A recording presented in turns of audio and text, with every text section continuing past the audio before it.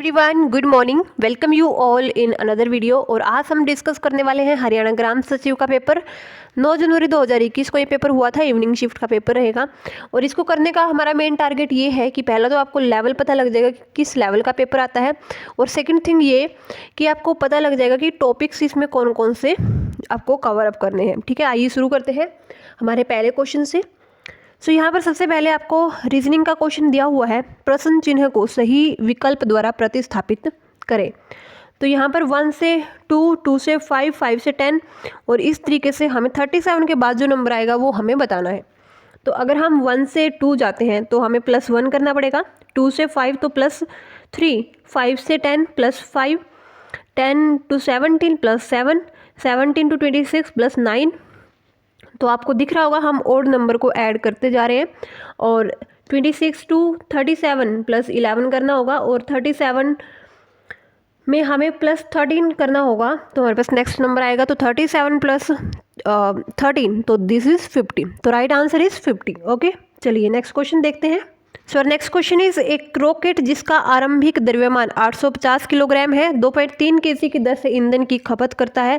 Rocket ईंधन के सापेक्ष निकासी गैसों की गति 2800 मीटर पर सेकंड है। रॉकेट ईंधन कितना प्रणोद लगाता है वो हमें बताना है। यानी कि जो रॉकेट है वो थ्रस्ट लगाएगा, एक तरह का फोर्स लगाएगा, वो हमें फोर्स जो है बताना है। तो फोर्स का फॉर्मूला या फिर जो थ्रस्ट होता है रॉकेट जो एक्सर्ट करता है, तो वो होता है rate of change of mass multiply velocity. तो यहाँ पर मास किस रेट से चेंज हो रहा है, तो 2.3 kg की रेट से, और वेलोसिटी कितनी है 2800 मीटर पर सेकंड। तो हमें 2800 मीटर पर सेकंड को मल्टीप्लाई करना है हमें 2.3 से सिंपली, और हमारे पास राइट आंसर आ जाएगा। इसको जो है सोल्व करने के बाद 6440 न्यूटन। तो दिस इज़ द फोर्स जो रॉकेट इंजन लगाएगा। ठीक है, चलिए नेक्स्ट क्वेश्चन देखते हैं। बांस के एक टुकड़े से जुड़ी एक तार वाला एकलौता वाद्य यंत्र यही है, और इसे क्या कहते हैं, तो एकलौता जो वाद्य यंत्र होता है जिसमें बांस के टुकड़े से एक तार जुड़ी होती है, तो उसे बोलते हैं एक तारा। तो right answer is option D. ठीक है, चलिए तो यहाँ पर ऑप्शन डी सही हो जाएगा, एक तारा। नेक्स्ट क्वेश्चन है, मानव ज्ञान की प्रकृति, उद्भव और सीमाओं का दार्शनिक अध्ययन क्या कहलाता है। तो मानव ज्ञान की प्रकृति, उद्भव और उसकी सीमाओं का जो दार्शनिक अध्ययन है, this is called epistemology. So option D is right. ठीक है, तो एपिस्टेमोलॉजी में हम मानव ज्ञान की प्रकृति, उद्भव और उसकी सीमाओं का अध्ययन करते हैं, जबकि जो इथोलॉजी होती है उसमें नैतिकता और व्यवहारिकता से संबंधित है। शराब का वैज्ञानिक अध्ययन इनोलॉजी, और बीमारियों का या महामारियों का जो अध्ययन है उसको एंडोमोलॉजी कहा जाता है। नेक्स्ट क्वेश्चन देखते हैं। निम्नलिखित में से कौन सा राष्ट्रीय राजमार्ग हरियाणा से होकर गुजरता है जो दिल्ली और पंजाब में फाजिल्का को जोड़ता है। तो दिस इज नेशनल हाईवे 10 जो अब नेशनल हाईवे 9 है। ठीक है, ओके, तो ये राइट आंसर होगा। नेशनल हाईवे 10 राष्ट्रीय राजमार्ग की कुल लंबाई 403 किलोमीटर है, जो फाजिल्का, डबवाली, सिरसा, हिसार होते हुए दिल्ली तक जाता है। और हरियाणा में इसकी लंबाई कुल 286 किलोमीटर है, जो कि हरियाणा का सबसे लंबा राष्ट्रीय राजमार्ग है। This is national highway 9। ठीक है, और यहाँ पर ऑप्शन में 9 नहीं है, तो हमें पहले जो इसका नेम था नेशनल हाईवे 10 उसी के साथ जाना होगा। ठीक है, नेक्स्ट क्वेश्चन है, निम्नलिखित में से कौन सी राजा हर्षवर्धन की रचना नहीं है। तो राजा हर्षवर्धन की रचनाएं जो है इनमें से प्रियदर्शिका है, नागानंद है, रत्नावली है। कादम्बरी जो है वो हर्षवर्धन की रचना नहीं है। तो ये किसकी रचना है, तो कादम्बरी जो है वो हर्षवर्धन के दरबारी कवि बाण भट्ट की रचना है, और बाकी जो तीनों है वो हर्षवर्धन की रचना है। नेक्स्ट क्वेश्चन देखते हैं। MS एक्सेल में डैश एक टेक्स्ट फंक्शन है और भिन्न सेलों के मानों को एक संयुक्त सेल में करने में उपयोगी होता है। तो ये कौन सा टेक्स्ट फंक्शन है, this is concatenate function. Option C is right. ठीक है, okay, so right answer is option C, concatenate. MS Excel में एक टेक्स्ट फंक्शन होता है जो भिन्न सेलों के मान को एक सेल में संयुक्त करने में उपयोगी होता है। नेक्स्ट क्वेश्चन देखते हैं। O2 पॉजिटिव, O2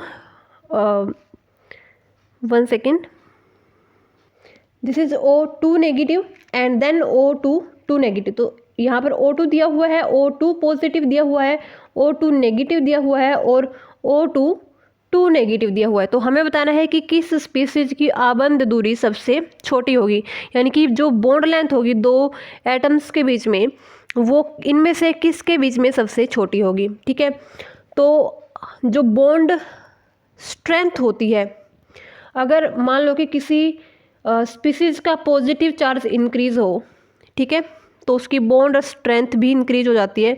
और बॉन्ड स्ट्रेंथ का इंक्रीज होने का मतलब क्या है कि जो एटम्स है वो एक दूसरे से बहुत टाइटली बाउंड होंगे, उनके बीच में फोर्स बहुत ज़्यादा होगा। और अगर बॉन्ड स्ट्रेंथ इंक्रीज हो गई, पॉजिटिव नंबर का इंक्रीमेंट मतलब कि इनके बीच में बॉन्ड स्ट्रेंथ इंक्रीज है, इसका मतलब कि दोनों एक दूसरे को बहुत फोर्सफुली एक दूसरे की तरफ खींचेंगे। और इसमें सबसे ज़्यादा है यहाँ पर O2 पॉजिटिव। ठीक है, O2 पॉजिटिव, सिंगल पॉजिटिव है। देन हमारे पास नेक्स्ट है O2 जो कि एक न्यूट्रल है molecule, then O2 negative, then O2 2 negative. ठीक है, तो यहाँ पर पॉजिटिव किसके पास है ज़्यादा, O2 पॉजिटिव। ठीक है, 1+ है इसके पास, तो इसकी जो आबंद दूरी होगी यानी कि बॉन्ड स्ट्रेंथ होगी इसमें ज़्यादा होगी और एटम्स बिल्कुल क्लोज होंगे। सो राइट आंसर यहाँ पर यही हो जाएगा। और इसके बाद अगर हमें देखना हो तो जो नेक्स्ट नंबर होगा जो इससे लेस पॉजिटिव है, दैट इज जो न्यूट्रल है, तो O2 होगा। देन इसके बाद O2 नेगेटिव, और सबसे लास्ट में यानी कि सबसे दूर जो एटम्स होंगे वो O2 2 नेगेटिव के होंगे, क्योंकि नेगेटिव अगर इंक्रीज होता है तो बॉन्ड स्ट्रेंथ डिक्रीज हो जाती है, और बॉन्ड स्ट्रेंथ डिक्रीज होगी इसका मतलब एटम्स के बीच में जो दूरी है या फोर्स ऑफ अट्रैक्शन है वो भी डिक्रीज हो जाएगा और एटम्स एक दूसरे से दूर होंगे। ठीक है, चलिए नेक्स्ट क्वेश्चन देखते हैं। 26, 36 और 40 का लघुत्तम समापवर्तक हमें ज्ञात करना है, यानी कि हमें एलसीएम फाइंड करना है। तो एलसीएम का आपको पता होगा कैसे फाइंड करते हैं। 36 एंड 40, 2 से जाएगा तो this is 12, 18 and this is 20, again 2 से 6 और 9, देन 10, 2 से यहाँ पर जाएगा तो 3, 9 एज इट इज़ 5, अगेन 3 से जाएगा तो 1, 3, 5, अगेन 3 से जाएगा, देन 5 से जाएगा। ठीक है, तो यहाँ पर क्या हो जाएगा, इन सभी को हमें मल्टीप्लाई करना है। 2 को 3 टाइम करना है, 3 को हमें फिर से 3 टाइम करना है, यहाँ पर आएगा 1, और देन 5 को करना है। तो ये हो जाएगा 2 × 2 × 2 × 3 × 3 × 5, तो 2 दूनी 4 दूनी 8, 3 24, 24 तिया 72, 72 पंजे दिस इज 360। ठीक है, 360 is the right answer. Okay, चलिए नेक्स्ट क्वेश्चन देखते हैं।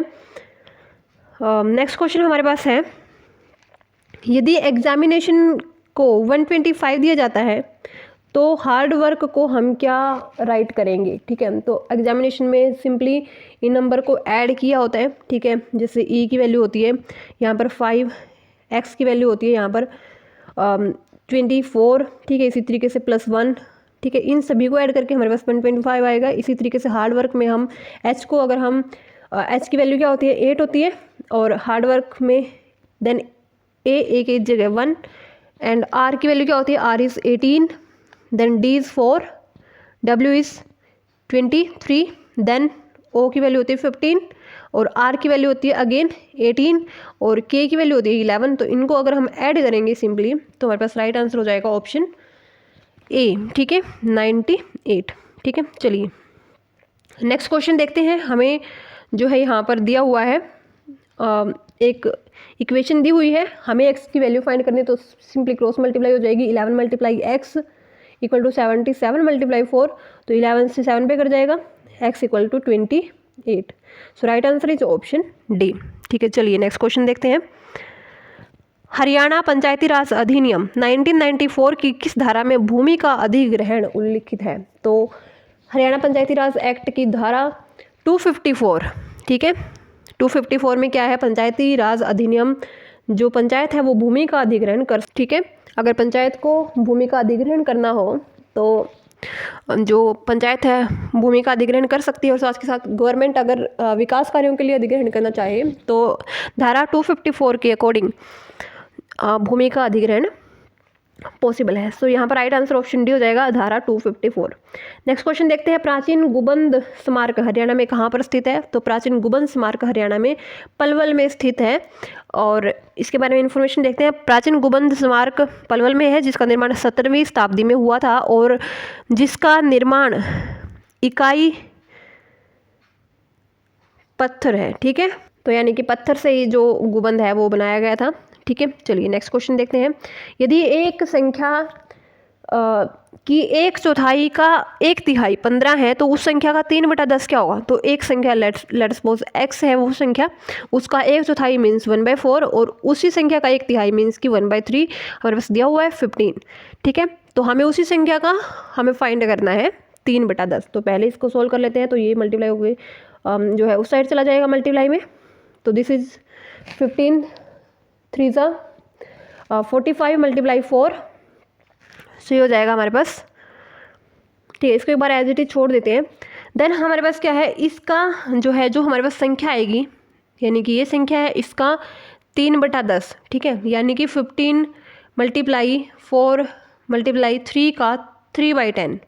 ठीक है, तो ये हमें फाइंड करना है। तो अगर हम इसको सोल्व करेंगे तो 5 से 2 पे कट हो जाएगा, 5 से 3 पे, 2 से 2 पे, तो 3 दूनी 6, 3 18, 3 54। तो राइट आंसर इज 54। ठीक है, so option A is right. चलिए नेक्स्ट क्वेश्चन देखते हैं। क्वेश्चन नंबर 15, हरियाणा लोक सेवा आयोग के सदस्यों की नियुक्ति कौन करता है? तो हरियाणा लोक सेवा आयोग के सदस्यों की नियुक्ति राज्यपाल करता है, ऑप्शन डी इज राइट। ठीक है, नेक्स्ट क्वेश्चन है, पानीपत का पहला युद्ध कब हुआ था? तो अगेन 1526 में। ठीक है, किस किस के बीच हुआ था?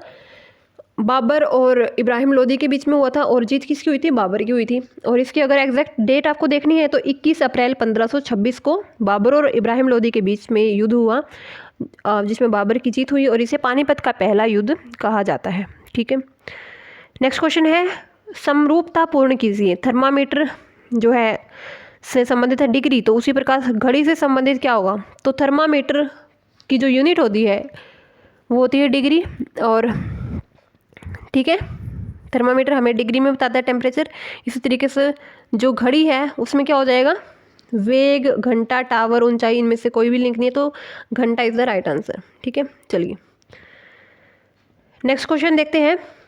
23 अप्रैल 1966 को न्यायमूर्ति JC शाह की अध्यक्षता में बने सहायोग ने अपना प्रतिवेदन का प्रस्तुत किया। यानी कि जो सहायोग बना था 23 अप्रैल 1966 को, तो इसने अपनी सिफारिशें कब पेश की? ठीक है, तो इसने अपनी सिफारिशें दी थी 31 मई 1966 को। तो right answer is B. Haryana Punjab सीमा आयोग का गठन 23 अप्रैल 1966 को हुआ, जिसमें न्यायमूर्ति JC शाह की अध्यक्षता हुई थी। और इसमें 3 सदस्य थे, JC शाह, श्री S दत्त और श्री MM फिलिप, जिन्होंने 31 मई 1966 को अपना जो प्रतिवेदन है वो प्रस्तुत किया था।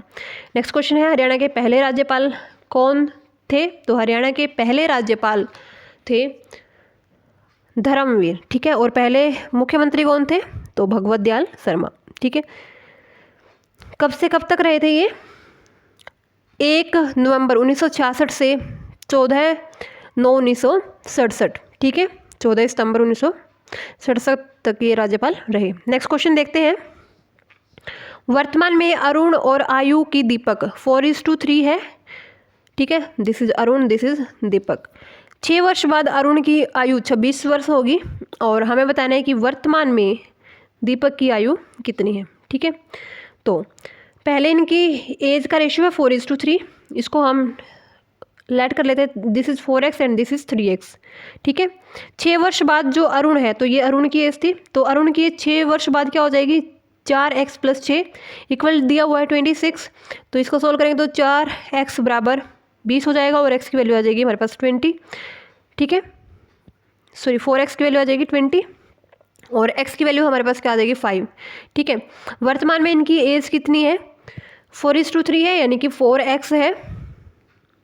ठीक है, तो जो 4x एज होगी उसका हो जाएगा 4 × 5 20 और जो 3x है this is 3 × 5 that is 15 year. तो वर्तमान में हमें बताना है दीपक की present age, this is 15 year. तो 15 वर्ष का है अभी वो प्रेजेंट में। चलिए नेक्स्ट क्वेश्चन देखते हैं। क्वेश्चन नंबर 24 कौन सा अनुच्छेद धार्मिक, भाषीय और प्रदेशीय या प्रांतीय विविधता से परे भारत के सभी लोगों के समरूप समान भ्रातृत्व की भावना को प्रोत्साहन देने और महिलाओं के समान के विरुद्ध प्रथाओं को त्याग करने के कर्तव्य का प्रावधान करता है? तो इनमें से हमें बताना है कि कौन सा अनुच्छेद है जो विभिन्न प्रथाओं का त्याग करने, महिलाओं के सम्मान के विरुद्ध जो है जो भी प्रथाएं हैं उनको त्याग करने, इसके अलावा भाषीय प्रांतीय विविधता से परे देश के लोगों को समान भ्रातृत्व की भावना से संबंधित है। तो दिस इज अनुच्छेद 51A। ठीक है, तो right answer is option D. Next question देखते हैं, हरियाणा के किस जिले में सबसे ऊंची चोटी करोह स्थित है? तो हरियाणा के पंचकुला में सबसे ऊंची चोटी करोह स्थित है। ठीक है, इसकी ऊंचाई आपको पता होनी चाहिए 14 मीटर। ठीक है, नेक्स्ट क्वेश्चन है, हरियाणा राज्य का निर्माण 1 नवंबर 1966 को किस समिति की अनुशंसा पर हुआ था? तो हरियाणा राज्य का निर्माण 1 नवंबर 1966 को सरदार हुकुम सिंह समिति की अनुशंसा के आधार पर हुआ था। तो right answer is option C. Next है, तांगनिका झील कहाँ पर है? तो तांगनिका झील अफ्रीका में है। Right answer is option D, Africa. ठीक है, तांगनिका झील विश्व की सबसे लंबी झील है जिसका विस्तार 4 अफ्रीकी देशों जिसमें तंजानिया, कांगो, बुरुंडी और जाम्बिया में स्थित है। तो this is in Africa. Next question देखते हैं, वर्ष 2015 में बैडमिंटन में विश्व में पहला स्थान प्राप्त करने वाले भारत के हरियाणा में जन्मे पहले खिलाड़ी का नाम बताइए। तो ये है साइना नेहवाल। ठीक है, 2015 में विश्व में पहला स्थान इनको प्राप्त हुआ था और इनका जन्म हुआ था 17 मार्च 1990 को हिसार में। ठीक है, साइना नेहवाल ने 2012 लंदन ओलंपिक में भी कांस्य पदक जीता था। तो she is from Hisar. Next question देखते हैं, क्या एक कनेक्शन रहित अविश्वस्त परिवहन प्रोटोकॉल है? तो एक कनेक्शन रहित प्रोटोकॉल है, this is UDP, user datagram protocol. ठीक है, तो एक ये कनेक्शन रहित प्रोटोकॉल है। नेक्स्ट क्वेश्चन देखते हैं, हरियाणा में राष्ट्रपति शासन दूसरी बार कब लागू हुआ था? तो दूसरी बार लागू हुआ था 1977 में। पहली बार कब लागू हुआ था? 1967 में। ठीक है, और तीसरी बार कब लागू हुआ था? 1991 में। अगर हमें इनकी डेट देखनी हो तो पहला जो है 2 नवंबर 1967 को। ठीक है, दूसरा 20 अप्रैल 1977 को और तीसरा 6 अप्रैल 1991 को। ठीक है, चलिए नेक्स्ट क्वेश्चन देखते हैं, हमारा क्वेश्चन नंबर 28। तो नेक्स्ट क्वेश्चन इज 2011 के भारतीय वन सर्वेक्षण के अनुसार हरियाणा का कौन सा जिला सर्वाधिक वन आच्छादित है? तो किस जिले में सबसे ज़्यादा वन है 2011 के भारतीय वन सर्वेक्षण के अनुसार? तो right answer is option D, Panchkula. तो पंचकुला में जो है 40.53% जो है वन आच्छादित है। ठीक है, चलिए नेक्स्ट क्वेश्चन देखते हैं, 1977 में अशोक मेहता समिति ने किसकी स्थापना के लिए अनुशंसा की थी? तो अशोक मेहता समिति ने कहा था पंचायत समिति। ठीक है, नेक्स्ट क्वेश्चन देखते हैं, नेक्स्ट क्वेश्चन इज मैथ का क्वेश्चन है ये, यदि x एंड y नेगेटिव है तो निम्न में से कौन सा कथन सदैव सत्य होगा? ठीक है, मान लो कि एक नंबर हमारे पास -1 है, एक नंबर हमारे पास -2 है, दिस इज सपोज x है, दिस इज सपोज y है। तो क्या x + y हमेशा पॉजिटिव होंगे? तो इसको देख लेते हैं, -1 -2, दिस इज -3, तो ये तो रॉन्ग है। x और y दोनों, x और y, x की अगर हम y से मल्टीप्लाई करते तो हमेशा पॉजिटिव आएगा, तो -1 की -2 से मल्टीप्लाई करेंगे तो हमेशा पॉजिटिव ही आएगा। और x - y धनात्मक है, तो -1 + -2 दिस इज 1। ठीक है, और अगर हम x की जगह -2 ले लें, इसकी जगह -1 ले लें, तो अगेन ये -1 हो जाएगा, तो हमेशा तो पॉजिटिव नहीं है ये। ठीक है, हमेशा तो राइट नहीं है। ठीक है, लेकिन ये वाली जो टर्म है सेकंड नंबर, तो ये हमेशा पॉजिटिव ही होगी। दो नेगेटिव नंबर की मल्टीप्लाई हमेशा पॉजिटिव होती है। ठीक है, तो यहाँ पर राइट आंसर जो है सही होगा ऑप्शन डी, केवल 2 हमेशा सही रहेगा। ठीक है, चलिए नेक्स्ट क्वेश्चन है, संविधान सभा द्वारा भारत के राष्ट्रीय ध्वज का प्रारूप कब अपनाया गया? तो भारत के राष्ट्रीय ध्वज का प्रारूप अपनाया गया यहाँ पर 22 जुलाई 1947 को। Option C is right. ठीक है, नेक्स्ट क्वेश्चन है, हरियाणा में पंचायत समिति के कार्यपालक अधिकारी डैश के प्रशासनिक नियंत्रण में होते हैं। तो हरियाणा में जो पंचायत समिति के कार्यपालक अधिकारी होते हैं वो डेवलपमेंट ऑफिसर, ठीक है, के नियंत्रण में होते हैं। So right answer is option B. ठीक है, जिसको हम बीडीओ या ब्लॉक डेवलपमेंट ऑफिसर भी बोलते हैं। नेक्स्ट क्वेश्चन है, निम्नलिखित में से कौन सी बाण भट्ट की रचना है। तो बाण भट्ट की जो रचना है तो इनमें से भगवत गीता नहीं है, सूरसागर नहीं है, गीत रामायण नहीं है, हर्षचरित जो है बाण भट्ट की रचना है। तो right answer is option D. Next question है, निम्नलिखित में से कौन सा हरियाणा राज्य के साथ अपनी सीमा साझा करता है। तो ऑप्शन है सिक्किम, मिजोरम, अरुणाचल प्रदेश और हिमाचल प्रदेश। तो right answer is Himachal Pradesh. ठीक है, ओके, चलिए नेक्स्ट क्वेश्चन देखते हैं। अलोरा का कैलाश मंदिर किसके द्वारा बनवाया गया था। तो अलोरा का कैलाश मंदिर बनवाया गया था कृष्ण वन के द्वारा। ठीक है, एलोरा का कैलाश मंदिर राष्ट्रकूट वंश के नरेश कृष्ण प्रथम 757 से 783 ईस्वी में निर्मित करवाया गया। एलोरा कहाँ पर है। तो ये औरंगाबाद महाराष्ट्र में स्थित है।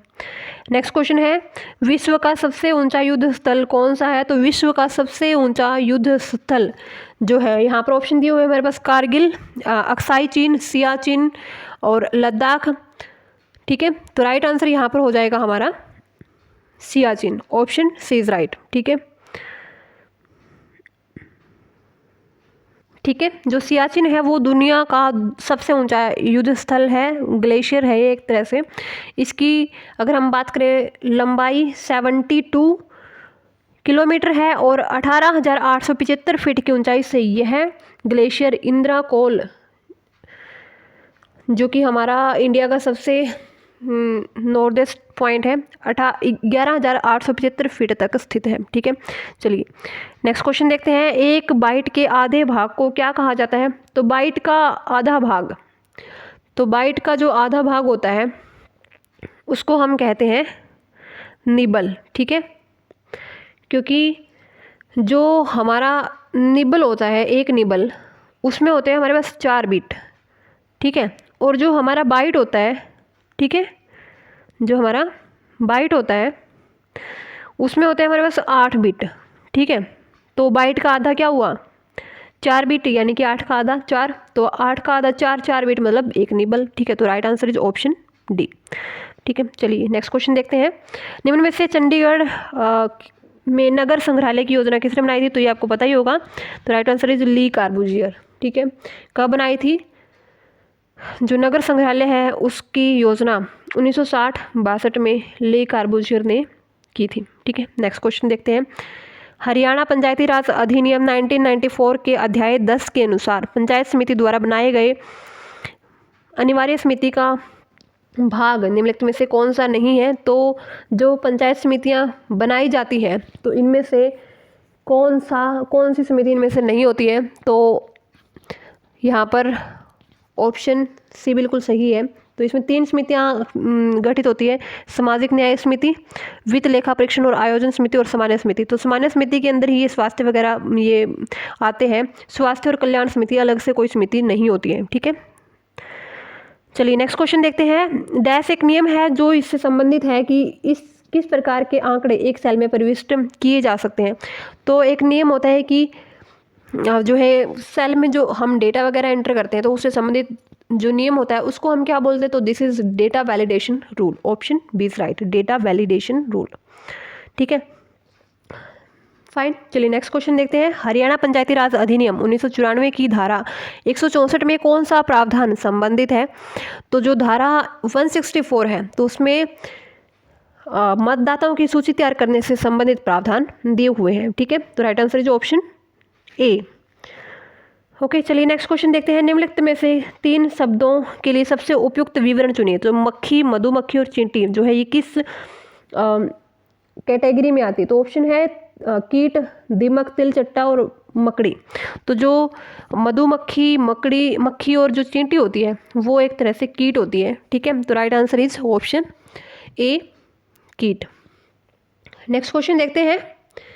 हरियाणा पंचायती राज अधिनियम 1994 की किस धारा में प्राधिकरण की स्थापना और संरचना उल्लेखित है। तो प्राधिकरण की स्थापना और संरचना उल्लेखित है धारा 221 में। ठीक है, तो right answer is option B. ठीक है, चलिए नेक्स्ट क्वेश्चन देखते हैं। भारत सरकार की निम्नलिखित में से किस संस्था ने महिलाओं की सुरक्षा पर ध्यान देने के लिए मेरी सहेली पहल को जो है हाल ही में प्रारंभ किया है? तो मेरी सहेली पहल, तो अगर आपको इसका राइट आंसर नहीं पता है तो आप मेरी सहेली आप जाएंगे राष्ट्रीय महिला आयोग पर, but this is not the right answer. तो यहाँ पर राइट आंसर कौन सा होगा? तो ऑप्शन डी, भारतीय रेलवे। ठीक है, ठीक है। तो सितंबर 2020 में दक्षिण पूर्व रेलवे ने एक पायलट परियोजना के रूप में इसको शुरू किया और फिर 17 अक्टूबर को रेलवे के सभी जोनों में लागू कर दिया गया। और यह पहल जो कि मेरी सहेली पहल है, उसको रेलवे सुरक्षा बल, रेलवे प्रोटेक्शन फोर्स ने ट्रेन यात्रा के दौरान महिला यात्रियों की सुरक्षा के लिए इसको शुरू किया है और ये है मेरी सहेली पहल। ठीक है, और अगर आपसे क्वेश्चन पूछ ले कि राष्ट्रीय महिला आयोग की अध्यक्ष कौन है, तो वर्तमान में रेखा शर्मा जो है राष्ट्रीय महिला आयोग की अध्यक्ष है। और कब हुआ था राष्ट्रीय महिला आयोग का गठन? तो ये हुआ था 3 जनवरी 1992 को। ठीक है, कितने सदस्य होते हैं इसमें? तो 7 सदस्य वर्तमान में इसमें है। ठीक है, चलिए। और भारतीय रेलवे बोर्ड का गठन कब हुआ था? तो 1905 में। ठीक है, हेडक्वार्टर कहाँ पे है भारतीय रेलवे का? तो this is in new Delhi. Next question देखते हैं, क्वेश्चन नंबर 45। तो नेक्स्ट क्वेश्चन है हमारा, नागफनी और रसदार वृक्षों की विरल और संकटग्रस्त प्रजातियों के लिए समर्पित एशिया का सबसे बड़ा बगीचा हरियाणा में कहाँ स्थित है?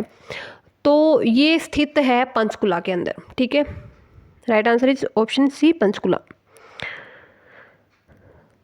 यह बगीचा या गार्डन 1987 में स्थापित किया गया और इसके जो डिज़ाइन करता है वो JS सहकारिया है। यह गार्डन 7 एकड़ क्षेत्र में फैला हुआ है और इसमें जो नागफनी या दुर्लभ रसीले पौधे हैं उनके लिए गार्डन प्रसिद्ध है। इसमें कैक्टस की भी 3500 प्रजातियां पाई जाती हैं। नेक्स्ट क्वेश्चन देखते हैं, हरियाणा का सबसे पुराना रेलवे स्टेशन कहाँ है, जो 1873 में बना था? तो सबसे पुराना रेलवे स्टेशन हरियाणा का है रेवाड़ी। तो राइट आंसर इज ऑप्शन ए।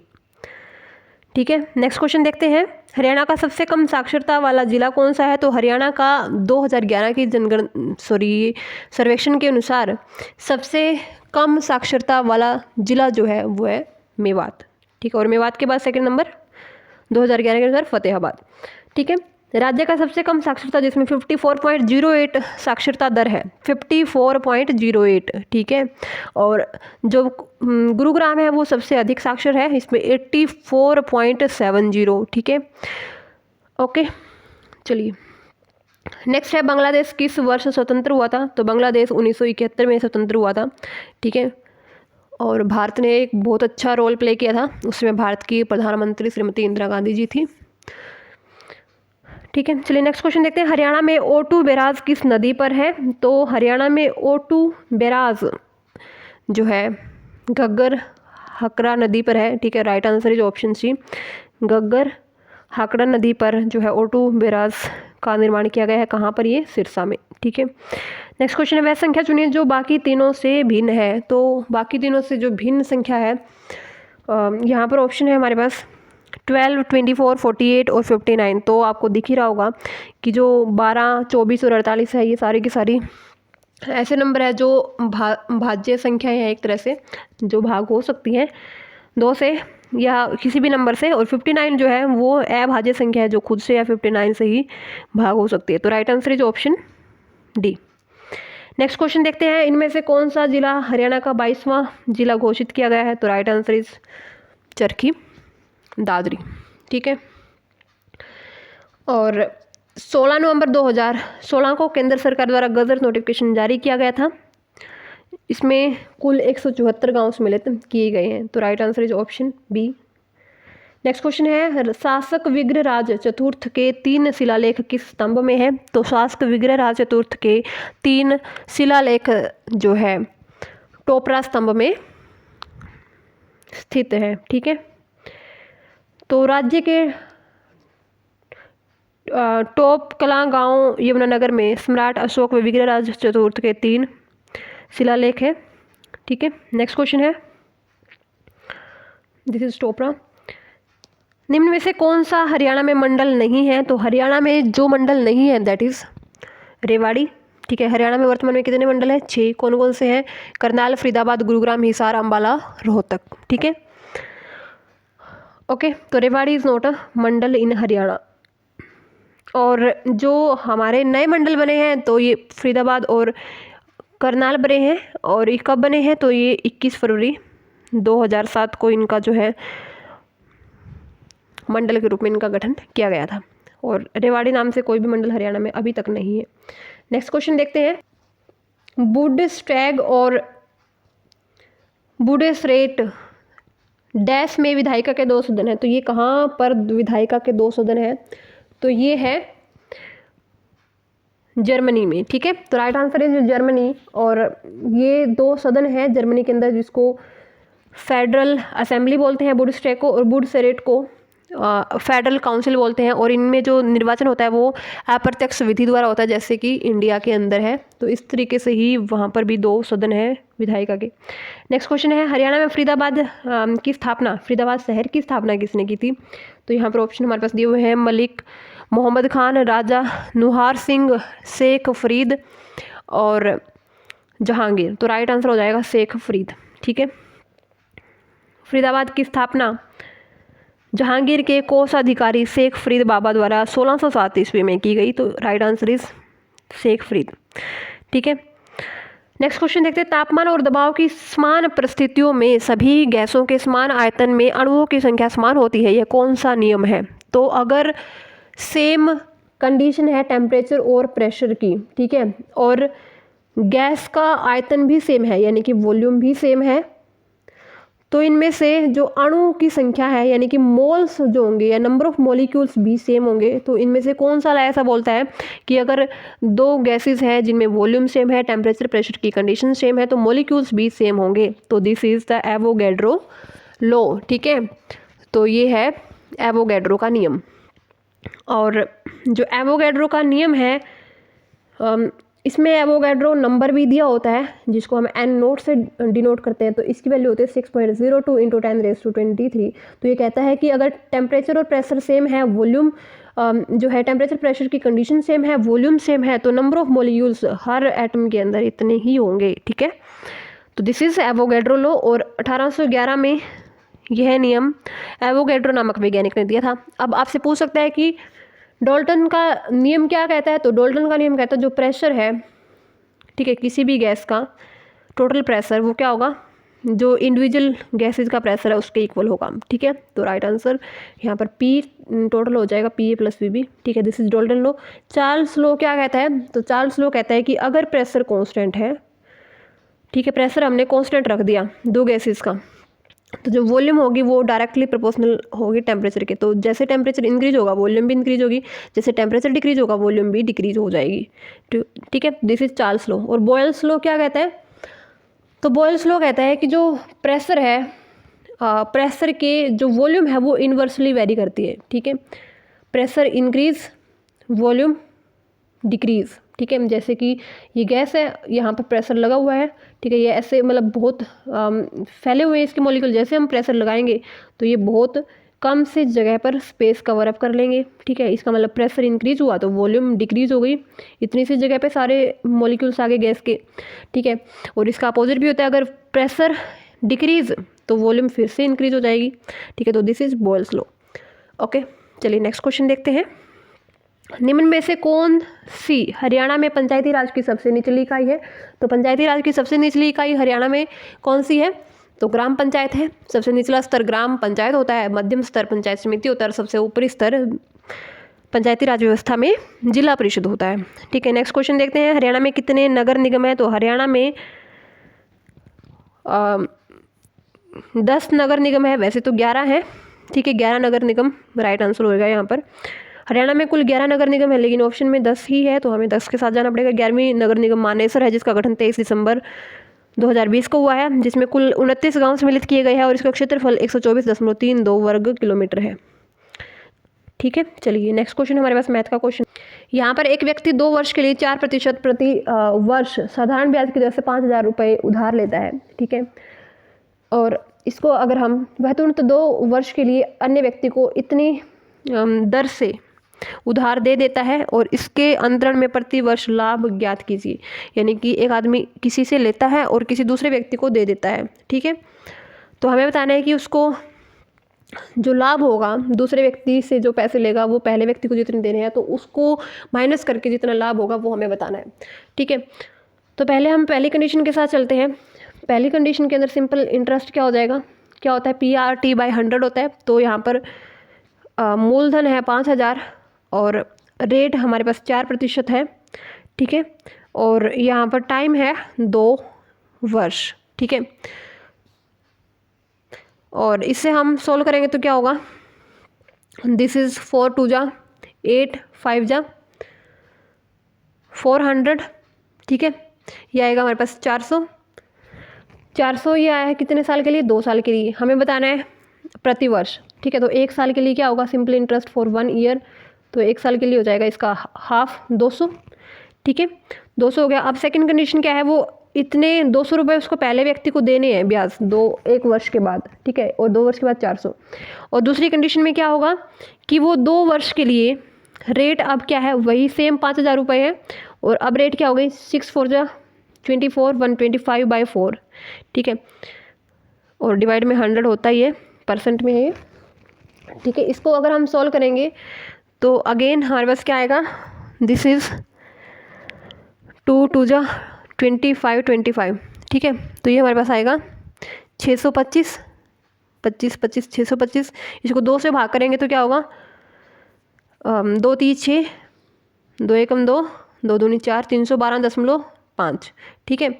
ये हमारे पास 312.5। तो इसको जो है पहले व्यक्ति को 200 रुपये देने हैं और दूसरे व्यक्ति से उसको 312.5 रुपये मिलेंगे। तो उसको लाभ कितने का होगा, उसको 200 रुपये तो देने होंगे इसमें से, ठीक है। तो 5 यहाँ से 2 हो जाएगा, यहाँ से 1 हो जाएगा और यहाँ से 1 हो जाएगा। तो 112.5 रुपये जो है उसके पास 2 वर्ष के बाद बच जाएंगे। तो राइट आंसर इज 112.50, ठीक है। चलिए नेक्स्ट क्वेश्चन देखते हैं।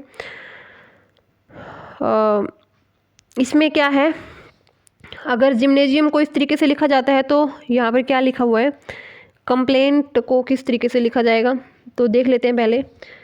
अगर हम कोई यहाँ पर ट्रिक बनाने की कोशिश करते हैं, जिम्नेजियम से हमारे पास G से H हो रहा है, ठीक है। G से H कैसे होएगा, +1 करके, ठीक है। G7 होता है, H8 होता है। Y से X हो रहा है, यानी कि Y होता है 25, X होता है 24, तो -1 हो गया, -1 हो गया। M से N हो रहा है, +1 हो गया। N से M हो रहा है, -1 हो गया। A से B हो रहा है, +1। S से R हो रहा है, -1, ठीक है। S 19 होता है, R 18 होता है। इस तरीके से I से J हो गया, ठीक है। यानी कि +1 हो रहा है एक बार और सेकंड बार -1 हो रहा है। तो इसी तरीके से अगर हम कंप्लेंट में +1 करेंगे तो C में अगर हम +1 करेंगे तो हमारे पास स्टार्टिंग में क्या आएगा, यहाँ पर आएगा, मतलब ये अपोजिट करना है लास्ट में, तो लास्ट में हमारे पास D आ जाएगा, ठीक है। और अगर हम O में से एक कम करेंगे तो O में से एक कम O होता है 15 और 14 क्या होता है, N होता है, तो N हो जाएगा। M क्या है, इस अब की बार हमें +1 करना है, तो अगेन हमारे पास क्या आएगा, N आएगा। 13 से 14 होगा। नेक्स्ट है हमारे पास P से हमें P होता है हमारे पास 16, ठीक है। 16 से हमारे पास क्या आ जाएगा, 15, तो 16 से 15 होगा तो 15 होता है O। तो लास्ट में अगर एक बार हम देख लेते हैं ONND कोई ऑप्शन है क्या, तो हाँ, right answer is option D, ONND, ठीक है।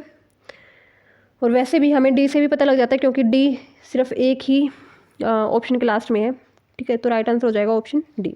चलिए नेक्स्ट क्वेश्चन देखते हैं। हरियाणवी भाषा में अमृतवाणी की रचना किसने की है, तो हरियाणवी भाषा में अमृतवाणी की रचना की है संत गरीबदास ने, ठीक है। तो right answer is option A, Garibdas.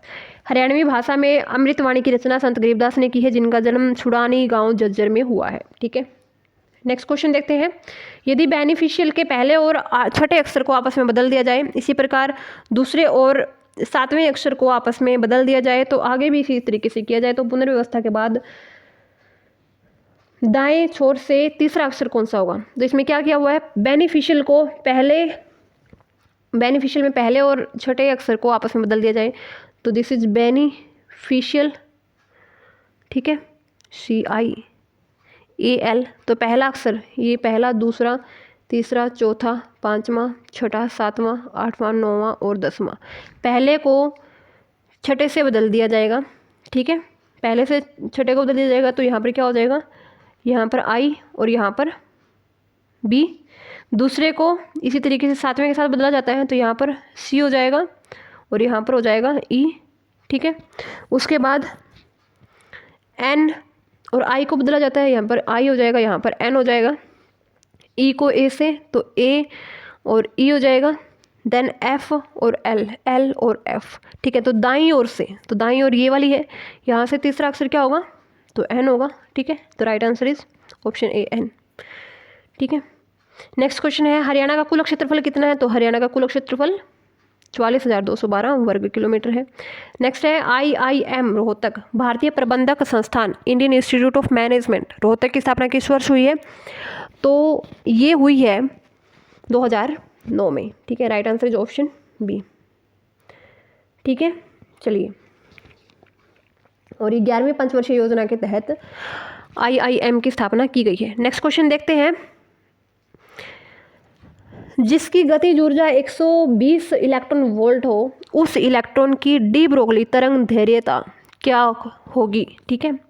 तो एक इलेक्ट्रॉन है जिसकी काइनेटिक एनर्जी हमें दी हुई है, उसकी हमें जो है उस इलेक्ट्रॉन की हमें वेवलेंथ बतानी है, ठीक है। तो वेवलेंथ का फॉर्मूला होता है भाई लैम्डा इक्वल टू, लैम्डा से डिनोट करते हैं H/P, where H is Planck constant जिसकी वैल्यू दी हुई है, P इज मोमेंटम, मोमेंटम की वैल्यू होती है मास इनटू वेलोसिटी, ठीक है, ओके। और इसका एक अदर फॉर्मूला भी होता है जो काइनेटिक एनर्जी की टर्म में डायरेक्ट होता है, तो वो फॉर्मूला होता है हमारे पास, जो हमारा मोमेंटम होगा वो होगा √2m काइनेटिक एनर्जी, ठीक है। तो इसका डायरेक्ट फॉर्मूला आपको यहाँ पे उठाना है, P को आप क्या रखना है, ये रखना है, क्योंकि हमें मास की वैल्यू हमें दी हुई है, काइनेटिक एनर्जी भी हमें दी हुई है, तो हम डायरेक्ट क्या करेंगे, P की वैल्यू निकल जाएगी। तो H की वैल्यू हमारे पास क्या है, 1.6 ×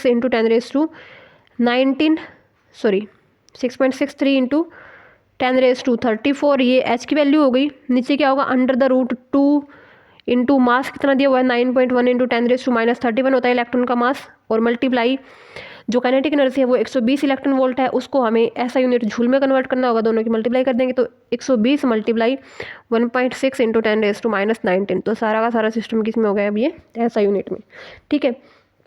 अब हमें क्या करना है, 10⁻19 और 10⁻31, तो क्या हो जाएगा, 10 की कितना हो जाएगा, ये 10⁻31 और -9 को ऐड करेंगे तो 40 हो जाएगा, ठीक है।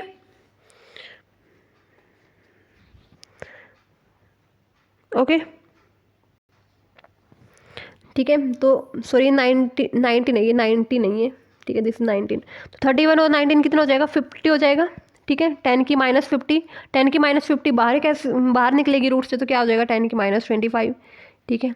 इनकी मल्टीप्लाई करेंगे 120 की 9.1 से 2 से, तो ये हमारे पास लगभग आएगा 3494, इसको मैंने सोल्व कर लिया है पहले ही, 3494, और ऊपर हमारे पास यही रहेगा सेम, ठीक है। तो अगर हम 6.6 × 10⁻34 को नीचे सोल्व करने के बाद हमारे पास क्या है, 3494 मल्टीप्लाई 10⁻50, ये आएगा हमारे पास नीचे वाले को सोल्व करके। तो 3494 को अगर हम रूट से बाहर निकालेंगे तो लगभग 59 पॉइंट जो है समथिंग ये वैल्यू आएगी, 59.1 समथिंग, इंटू में 10⁻50 को बाहर निकालेंगे तो 25 हो जाएगा, और ऊपर 6.6 × 10⁻34 है, ठीक है। तो ये ऊपर जाके पावर 34 पहले है और प्लस का 25 हो जाएगा, तो ये बचेगी हमारे पास 10⁻10, ठीक है, 11। यहाँ से हम ऐसे करते 5.9 ले लेते हैं, तो यहाँ पर 4 रह जाएगा, और ऊपर जाके बच जाएगा 10⁻10, ठीक है। इसको अगर हम सोल्व करेंगे तो ये आएगा लगभग 112, और इस 10 की पावर -10 को हम थोड़ा नैनोमीटर के अंदर हमें कन्वर्ट करना, तो 10⁻9 चाहिए, तो इसको हम थोड़ा कर लेंगे यहाँ पर 0.112, ठीक है। तो बेसिकली आपको करना क्या है, 6.6 × 10⁻34 है, नीचे आपके पास है 590 पॉइंट समथिंग, यहाँ पर 10⁻⁻24 था, जिसको हम 10⁻⁻25 था, जिसको हम ऊपर लेके जाएंगे तो 10⁻+25 हो जाएगा। ठीक है, तो ये वैल्यू क्या हो गई, 6.6 को अगर हम इससे डिवाइड करते हैं तो ये आएगा 0.112, और अगर हम इसको सोल्व करेंगे तो -34 + 25 तो 10⁻⁹, तो राइट आंसर हो जाएगा 0.112 नैनोमीटर। ठीक है, थोड़ा लेंथी सा क्वेश्चन है, इसलिए आपको थोड़ा लेट मतलब ये ऐसे हुआ है थोड़ा। नेक्स्ट क्वेश्चन देखते हैं, कौन सा देश हिंद प्रशांत चतुष्कोण समूह का भाग नहीं है? तो इनमें से कौन सा देश जो है इंडो पैसिफिक क्वाड का भाग नहीं है? तो राइट आंसर इज इंडोनेशिया। ठीक है, यूएसए, जापान, भारत, ये सब इंडो पैसिफिक क्वाड के जो है समूह पार्टिसिपेंट देश है। नेक्स्ट है संक्षिप्त रूप DOS किसके लिए आता है? तो DOS का मतलब होता है यहाँ पर disk operating system. Right answer is option C. ठीक है, विश्व की सबसे गहरी झील कौन सी है? तो विश्व की सबसे गहरी झील बेकाल झील है, तो right answer is option B, Baikal झील। नेक्स्ट है HRDFA का मतलब क्या होता है? तो HRDFA का मतलब होता है Haryana rural development and administration, option A is right.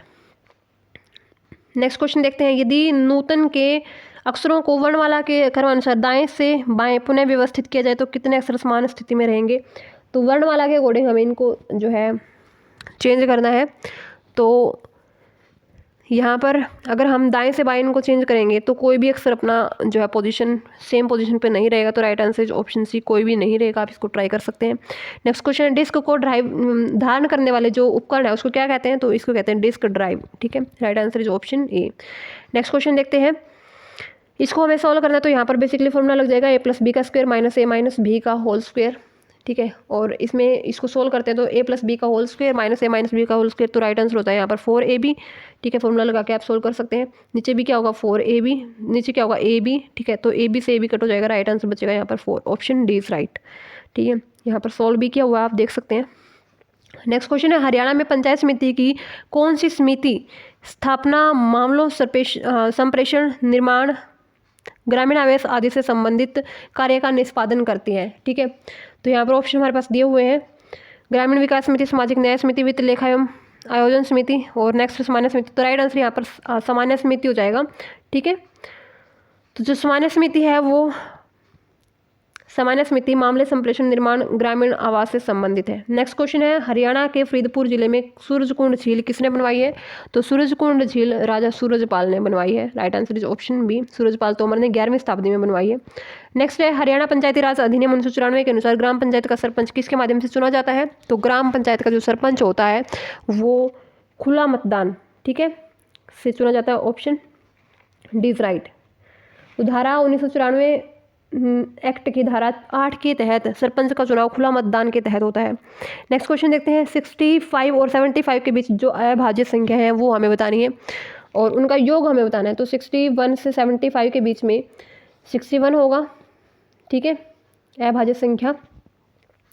Then क्या होगा 67 होगा, ठीक है, और देन क्या होगा हमारे पास,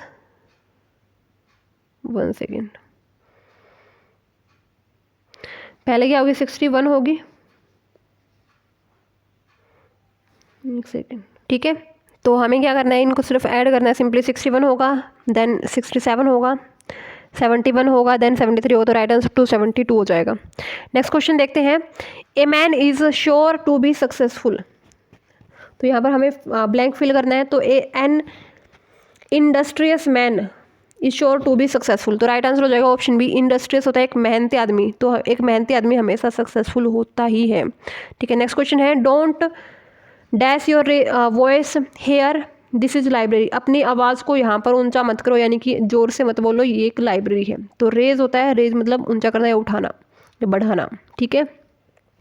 नेक्स्ट क्वेश्चन है, he saw the bewildered look on my face. तो उसने मेरे, बीविल्डर्ड होता है मतलब एक तरह से शुद्ध बुद्ध खो देना, बेहोश हो जाना, इस टाइप से।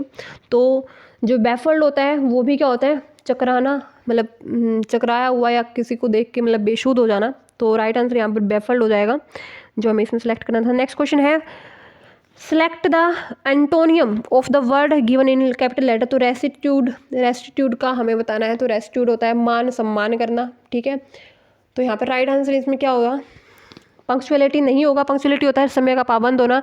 रिप्राइजल होता है किसी से बदला लेना। सेल्फ कंडेमनेशन होता है खुद की ही निंदा करना, खुद को ही भला बुरा बोलना। और डिसाइडफुलनेस होता है अहंकार से भरा हुआ। ठीक है, तो यहाँ पर जो करेक्ट आंसर हो जाएगा डिसाइडफुलनेस। ठीक है, तो मान सम्मान और दूसरा है अहंकार से भरा होना। ठीक है, एक तो मान सम्मान करना, दूसरा है भी अहंकार से भरा होके अगले को इज्जत ही ना देना। नेक्स्ट क्वेश्चन है read the full sentence to find out. कोई एरर है और जिस पार्ट में आपको एरर है उसको आप सिलेक्ट कर सकते हैं। अगर कोई एरर नहीं तो डी सिलेक्ट कर सकते हैं, दैट इज़ नो एरर। तो हमारे पास सेंटेंस है he is going every day for a morning walk with his friend and neighbours. तो वह हमेशा अपने दोस्तों अपने पड़ोसियों के साथ मॉर्निंग वॉक पे जाता है। तो ये एक डेली एक्टिविटी है, वो हमेशा जाता है। ठीक है, तो डेली एक्टिविटी को हम सिंपल प्रेजेंट टेंस में शो करते हैं। और सिंपल प्रेजेंट टेंस में जो है गोइंग तो आएगा नहीं। ठीक है, तो यहाँ पर क्या आएगा, गोज आएगा। ही इज़ गोइंग की जगह क्या आएगा, गोज। ठीक है, और यहाँ पर कोई ऑप्शन ही ऐसा नहीं है। ठीक है, चलो बाकी इज गोज आएगा गोइंग की जगह पे। नेक्स्ट क्वेश्चन है choose the correct one word substitution for the following word group of word. तो मेरे पास है anything which destroy the effect of poison. तो ऐसी चीज़ जो जहर का प्रभाव खत्म कर दे, तो दिस इज एंटीडोट। ठीक है, तो एंटीडोट हमारे पास राइट आंसर हो जाएगा। एंटीडोट होता है जहर को नाश करने वाला। ठीक है, और यहाँ पर जो एंटीसेप्टिक होता है जैसे कि हैंड सैनिटाइज़र वगैरह होते हैं जो माइक्रो ऑर्गेनिज्म को किल करते हैं। ठीक है, हैंड सैनिटाइज़र हो गया, डिटॉल जो हैंड वॉश हो गए, वो उस टाइप से। नेक्स्ट है ऐसे शब्द जो संस्कृत और प्राकृति से विकृत होकर हिंदी में आए हैं। तो ऐसे शब्द जो संस्कृत से आए हैं तो उनको हम बोलते हैं तद्भव या उससे उद्भव। मीन्स कि संस्कृत से जो उद्भव हो गए हैं, जैसे घृत से घी, दुग्ध से दूध, श्रृंगार से सिंगार। तो इस तरीके से। और जो ये वाले जो शब्द है घृत, दुग्ध, श्रृंगार, तो ये है तत्सम शब्द। ठीक है, तो यहाँ पर राइट आंसर हो जाएगा ऑप्शन ए। नेक्स्ट है वाक्य के कितने भाग होते हैं। तो वाक्य के 2 भाग होते हैं, उद्देश्य और विधेय। जैसे कि एग्जाम्पल मोहन विद्यालय जाता है, तो मोहन उद्देश्य हो गया और जो वो काम करेगा जैसे वो विद्यालय जाता है तो ये हो गया उसका विधेय। नेक्स्ट क्वेश्चन देखते हैं औरंगजेब की आखिरी रात। ये एक एकांकी है, इसके रचनाकार हमें बताने हैं कि कौन इसके रचनाकार है। तो राइट आंसर हो जाएगा राम कुमार वर्मा।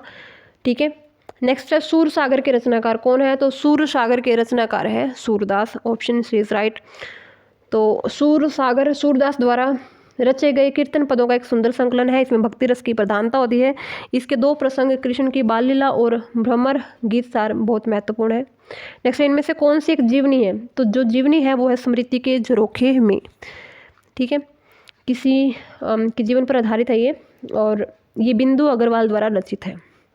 नेक्स्ट है किसके अनुसार पद्यावत एक समासोक्ति है। तो ये है आचार्य रामचंद्र शुक्ल के अकॉर्डिंग। ठीक है, कि जो पद्यावत है वो एक समासोक्ति है। नेक्स्ट है किस क्षेत्र की बोली को कशिका कहते हैं। तो कशिका है बनारस में के क्षेत्र में बोली जाने वाली बोली।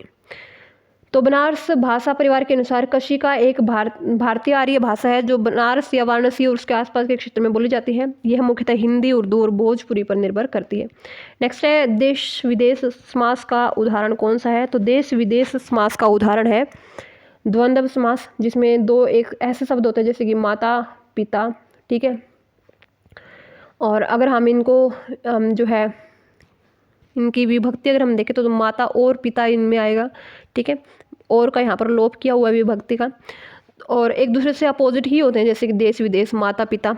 ठीक है, तो ऐसे समास होते हैं द्वंद्व समास। ठीक है, तो इस वीडियो में इतना ही। वीडियो आपको कैसी लगी आप कमेंट सेक्शन में बता सकते हैं। इसके 2-3 क्वेश्चन पेपर और हैं जो डिफरेंट शिफ्ट में होते हैं, वो भी हम करने वाले हैं। और मिलते हैं आपको एक और नई वीडियो में, तब तक के लिए पढ़ते रहिए, सेफ रहिए, बाय।